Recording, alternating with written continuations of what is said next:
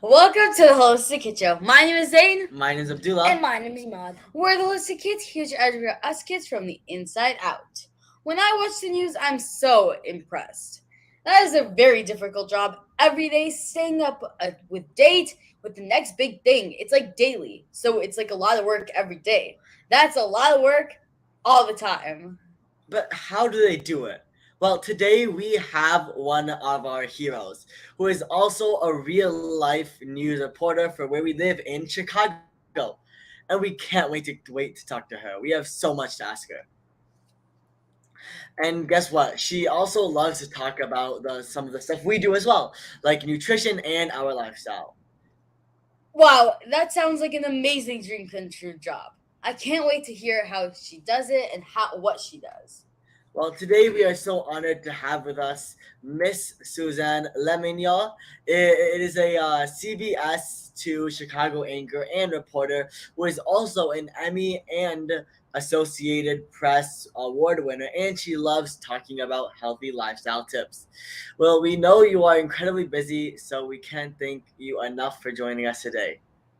It's an honor to be with the three of you, truly. Zane, Abdullah, and Imad, thank you for having me.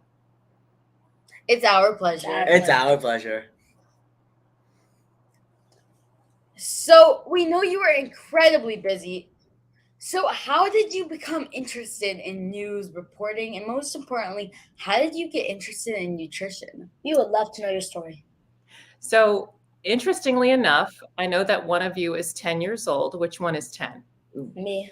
Okay. So, I wanted to be a reporter from the age of 10. I would do mock newscasts and called myself Waltessa Cronkite, after Walter Cronkite, who was a very famous news anchor.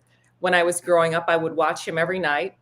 And ironically, that led to a passion for just reporting and learning the news. And I think I was a little unusual as a child because I would get in trouble for staying up with a flashlight and reading books in bed, and my mother would have to come in and say, go to bed, go to bed. But I just truly had a passion for learning and also current events. And that's what really drove me. So from a really young age, I knew that I wanted to be in journalism. Oh, that's amazing. Amazing. And so how did you get into nutrition? I mean, most news reporters, they only focus on things that are happening daily. So how did you get into medicine? So it's an interesting thing that happened, and I can summarize it in one word. That word is change.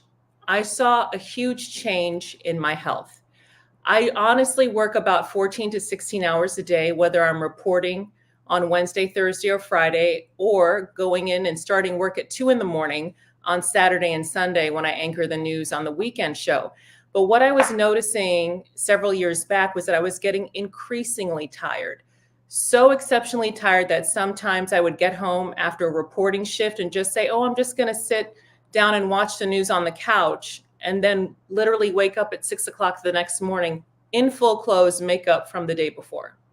And that's when I said, something's really wrong, because I would work out, eat well, but I was unbelievably tired.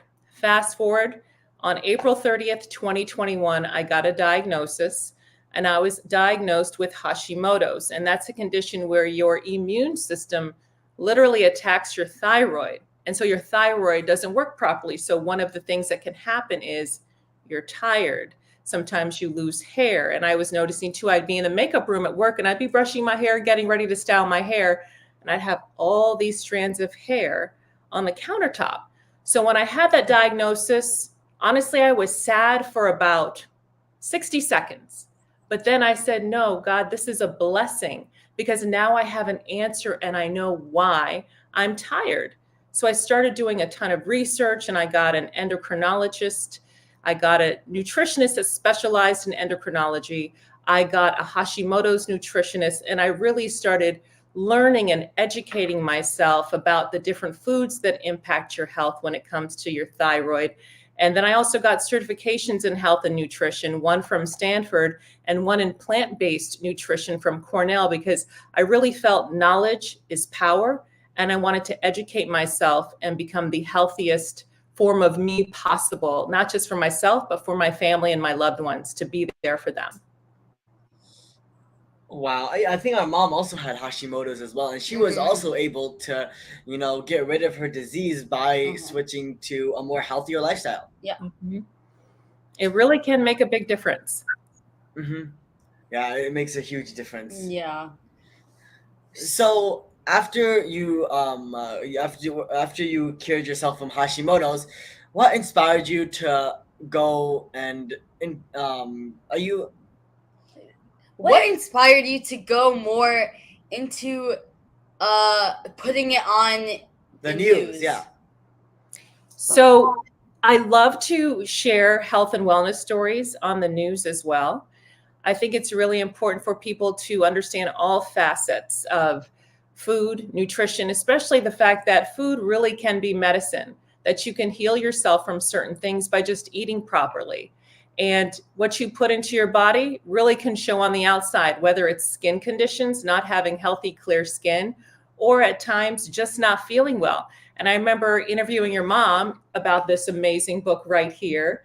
And I would love one of the key things she told me, because I'm really passionate about making sure my daughter eats well, is junk foods lead to junk behaviors in children or in anyone really. So if you're eating poorly, you're not going to act well, you're not going to feel well. So that's one of the things I love about my job, is to be able to empower people and help them and do stories that do really make a difference in people's lives and empower them and give them the knowledge that they can use to change their lives for the better. So when you're a news reporter, what is your daily routine? Like, what do you do when you wake up, and how do you fill your own cup before you are able to talk to others? That's an excellent question. So my day usually starts about 7 a.m. and I will go through, listen to the news headlines, see what the top stories are. I'll also reach out to contacts I have, whether they are in law enforcement or just local community groups, to see if there are any stories going on or any additional information. And then really from there, we build stories through contacts, through learning about certain things that are already existing in the news. Because, for example, I could start my meeting, we start our morning meeting rather at 9 a.m. So during that time, I could pitch a story, and it could be something that I'd like to do for the day that I've already set up. Or in that morning meeting, they'll say, Suzanne, unfortunately, we had an incident where on the CTA, there was someone that was shot, killed, attacked. We want you to cover that story for the day. So that's kind of how my day evolves, whether I have something that's already set up that I'm going to do for the day, or it could be breaking news or day of news. And there's been days where I've had 4 different assignments in one day, because I'll be sent from one story to another. We're not really sure if it's going to turn out to be something, but then the 4th story is actual breaking news that's happening. And that happened just a couple Fridays ago, sadly, when I was on a story on the far south side and then sent immediately downtown because there were some students that were shot right outside of a school in the Loop. So my day is never the same. And I guess that's one thing that I like about my job, is that honestly, every single day is different. You just never know what you're going to encounter. Well, it's so empowering. I mean, you literally have to work kind of on the front lines, reporting this message to everyone around everyone in Chicago. And it's amazing how you saw what you liked when you were young, and then you decided to go with it. Like, you decided to do the thing you loved, which is very empowering. Mm-hmm. Thank you. Thank you. So when you talk about nutrition and lifestyle, do you ever get into like stress and going out into nature, or do you focus more on nutrition? I think it's a whole body approach whenever you're doing a story about health and nutrition, or just for myself personally, because it's not just about eating well and making sure you're providing the proper nutrients for your body. It's about sleep. It's about exercise. And one thing I learned with my condition with Hashimoto's, you also have a high A1C level that can often accompany a thyroid diagnosis like that. So in researching, I learned that high intensity interval training, or HIIT, really can be crucial for lowering that A1C level and making you healthier. And that is something that I have been incredibly passionate about, and doing that 4 times a week since, about a year and a half now, at least, is when I started doing those courses or those classes 4 times a week. And I'm just obsessed with it. And I feel so much better when I'm doing that. I had been weight training for a long time. Weight training is great, helps with your bone density, helps with muscle mass. But I also learned that with someone with Hashimoto's, weight training can also create sometimes inflammation in the body. So if you have a constant state of inflammation with the weight training, that's not good for someone with Hashimoto's. So I just transitioned my workouts, really educated myself on what would be better for me, and then tried new things. There's always importance in trying new things to see what's best for you. And really, knowledge is power. Educating yourself and learning can really help you heal. Your job is very stressful as you anchor the news and go out the report stories. What do you do to lower stress and get some sleep? Because Yeah. a lot of people and a lot of adults and kids, especially teenagers, are not getting enough sleep. Like they're just doing work all night. And then on their phone all night as well. You know what? The key way to make sure that you don't have stress in your life, one word, preparation. You have to be prepared. If you're prepared, then you're not stressed. So I go in, I start my shift on Saturday and Sunday mornings at 2 a.m.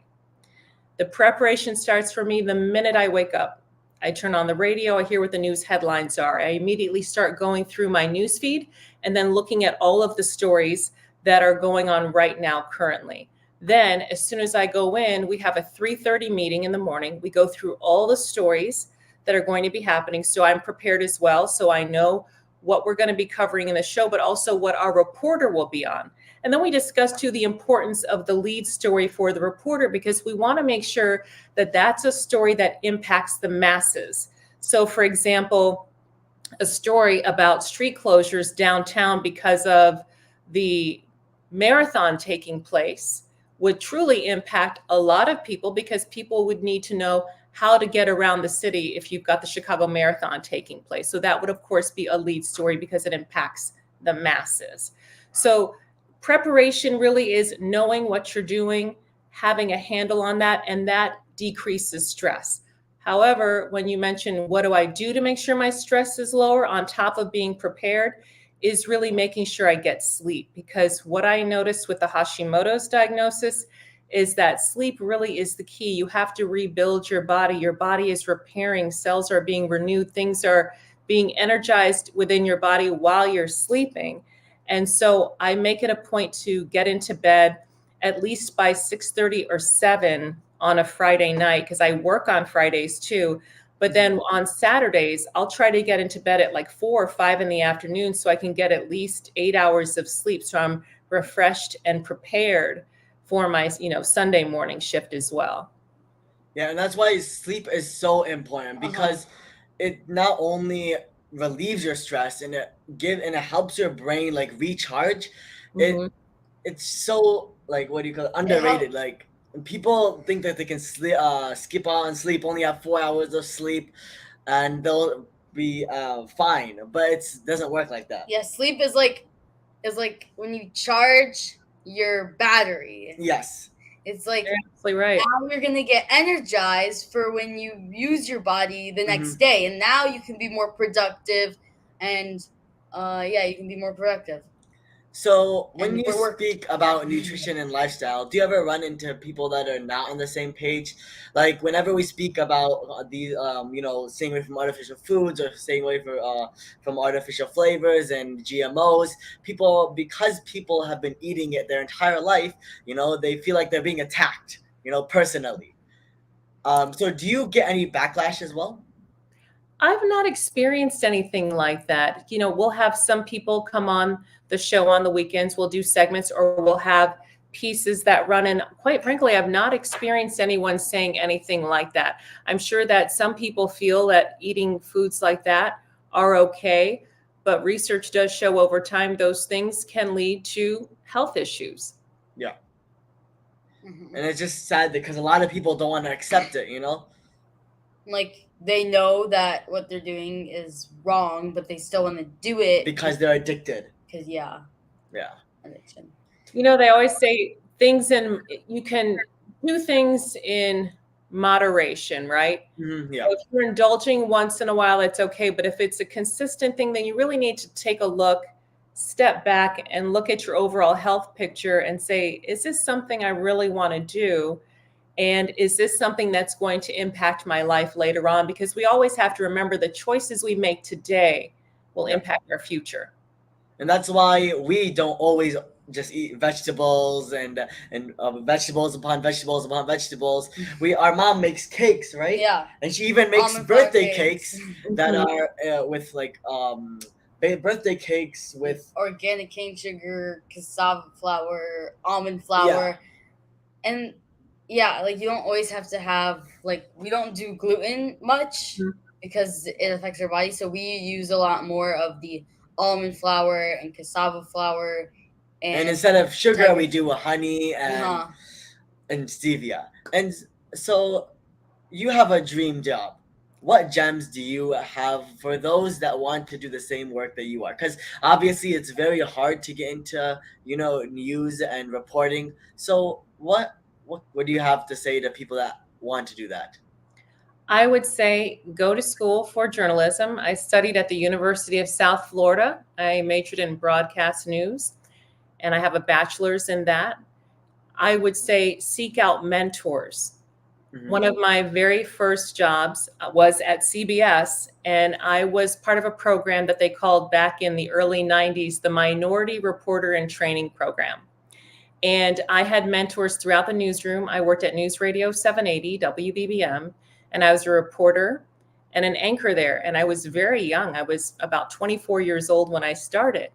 And I would say to anyone starting out, get mentorships, seek out people that can help you. I remember when I was growing up in Florida and I would be home for my summer break from school at the University of South Florida, I called up all of the major anchors at the stations that were in Miami, and I asked to meet with them. And two of them said, sure, come on in. And I showed them my tape because at that time I had worked overseas in the former Yugoslavia as a news anchor and reporter, and I showed them my work. And they gave me feedback. And one of them in particular truly inspired me.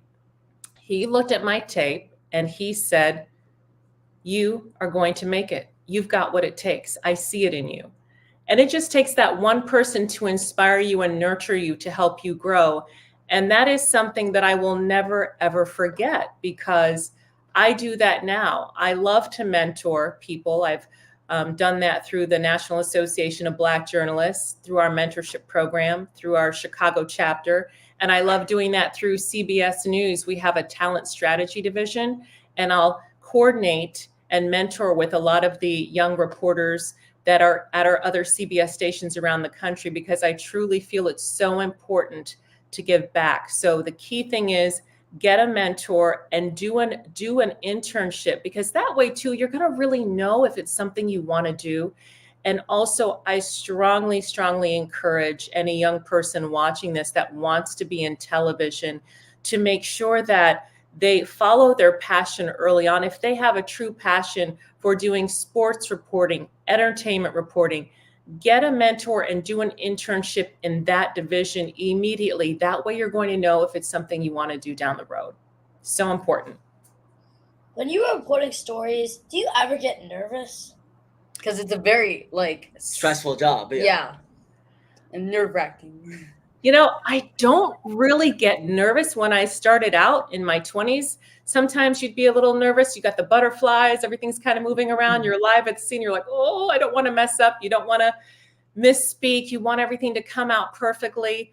So now I don't. I really don't. I'm pretty calm and I'm pretty centered. And I start my day. I think that has to do with how you start your day, because I think the way you begin your day really sets the tone for your entire day. Yes. So when I wake up, I have a lot of gratitude mantras that I say, and I just am so grateful for my loved ones, my family, my friends, and just grateful for life. And just every day that you wake up is a gift.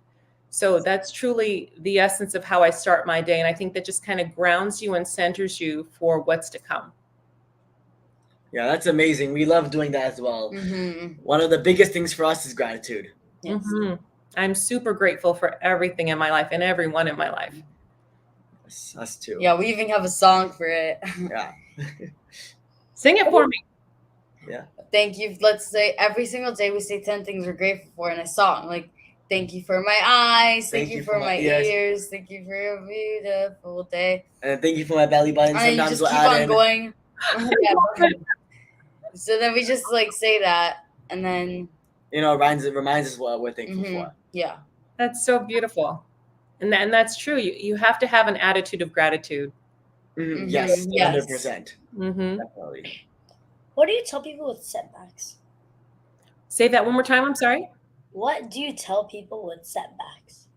That your setback is a way you come back. You have to always look at an obstacle as a way to grow. That's a stepping stool to greater things. Always. It's never a problem. You learn from that. So if there's something where you look at a situation and you say, oh my gosh, I'm not going to overcome this. This is not going to be good. I've always said to myself, there's only one thing that you can't change in life. Just one. And that's death. Mm-hmm. Bring Yes. somebody back. But pretty much all things in life are fixable. And if you change the way you look at a situation, change your thinking, you can change your life, you can change the world. You have to take a look back and really look at the impact you can have by changing your thought process around things. Because honestly, obstacles can only help you grow. Mm-hmm. So do you think that having a positive mindset has actually made you a better reporter over the past few of all the years that you've been working? I really do.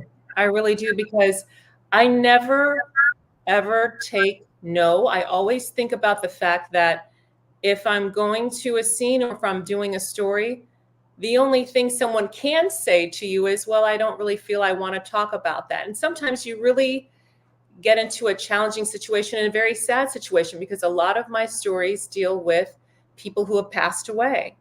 And I always approach this as, when you're talking with the loved one of someone who has passed away from a crime, I always tell them, and this is genuinely how I feel in my heart, this story is a tribute to your loved one. What do you want Chicago? What do you want the world to know about your loved one? Because that is what I want to share.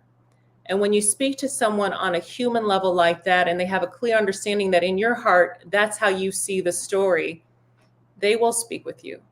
And I think over the past nearly 3 decades I've been on television in Chicago, I feel I've gained the trust of people, and they know my heart. And if they watch me on Saturday and Sunday, they know that too. There's nothing but love, and there's no gotcha.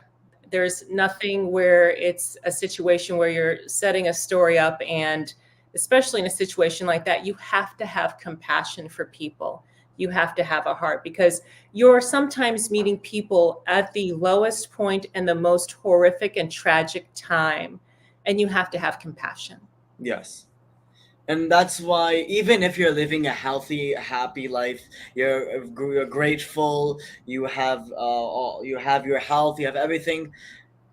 If you're not being compassionate to others, then what's the point of having a healthy life? Mm-hmm. So you have to, that's why it's super, super important to, be compassionate with others, be generous, and just care for people around you. I could not agree more. That's really true. And I think that helps you be a good journalist. Yes. And I always say you don't learn much if your lips are moving. You need to listen to people, and you need to hear what they're saying and let them finish their thought, then ask a question. Because that way too, you get the whole story and you get what they're feeling about a situation. And that's whether it's a tragedy or it's a story about economics or a new building going up. That's everything as a whole. Approach it as wanting to learn and then wanting to share the knowledge that you've gleaned from that interview with the masses to help other people. Well, this was amazing. Amazing. What is one tip you can give to us kids to be the best we can be and accomplish our dreams while taking care of ourselves? I think one tip is to, we touched on this. Honestly, I think having an attitude of gratitude is key. I think that people need to realize that to get where you want to be in life, everything takes work. Nothing great comes easy in life. You have to work at it. Nothing is given to you. And you have to also remember that when you are in a situation to help others, you have to do it. I've always tried to live by, to whom much is given, much is required. That's why I always show my gratitude through helping others. And I think that's something that young people should really understand, that once you get into a situation where you have success, help the next person. And don't forget where you started, because when I started and when I was in school, I had very little money. I had lots of scholarships. And there were times when I lived on one loaf of raisin bread for an entire week because I had no money. But I was getting my education and I was learning, and I will never forget that. And there were people that were helping me and saw how hard I worked. And there was a woman in the mass communications department. She was the head of it, Dr. Dickerson, Dr. Donna Dickerson. I will never forget her. And she saw how hard I worked, and she said, you know what? I want to make sure that you get this scholarship while you're here, and I'm going to put your name in for the scholarship. And that woman, because of my grades and my work ethic, she made sure every single semester that I got the scholarship from the mass communications department. So when you do well and you work hard, the harder you work, the luckier you get. But you've got to put in the work. Nothing will come to you without work. Oh, wow. That is so empowering. So empowering. So thank you so much, Miss Suzanne. This was so amazing and so powerful. Everyone make sure to check out Miss Suzanne on social media. She has amazing tips and stories. She is our hero. So let's recap Miss Suzanne's key points. Number 1, the choices that we made today will impact your future. Do your own research, learn and educate yourself. Remember, knowledge is power. Your morning routine is very important to set the stage for the rest. It sets the stage for the rest of your day. Start with gratitude and grounding. It grounds you and centers you for the days to come. An attitude of gratitude is key. To get where you are in life, it takes work. The harder you work, the luckier you get. So Miss Suzanne realized that the power of food as medicine. If you are eating poorly, you won't be able to do the things that you want to do. Low stress with preparation. If you are prepared, you are not stressed. And go to school for journalism, seek out mentors, and when you're starting out, then get mentorships. So follow your passion early on. Get a mentor and do an internship in that area so you can learn your true passion.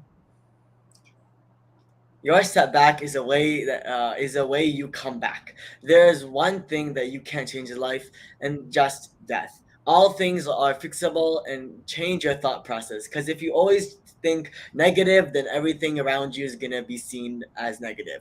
But if you think positive, then you're always gonna see things in the positive, and that can really change your future. Obstacles can help you grow. Wow, Miss Suzanne, that was amazing. We are so thankful for you and your wisdom today. Thank you for having me. It's been an honor to be with you. Thank you. Well, it's our pleasure. It's our pleasure. Our pleasure.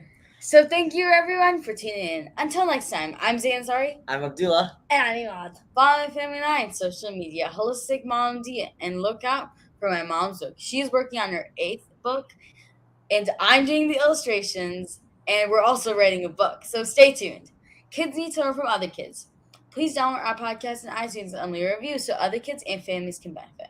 We need to work together to create a healthier future for all of us and the planet. Join us next week for another episode of the Holistic Kid Show, where kids are empowering kids. Thank you, everyone. Bye-bye.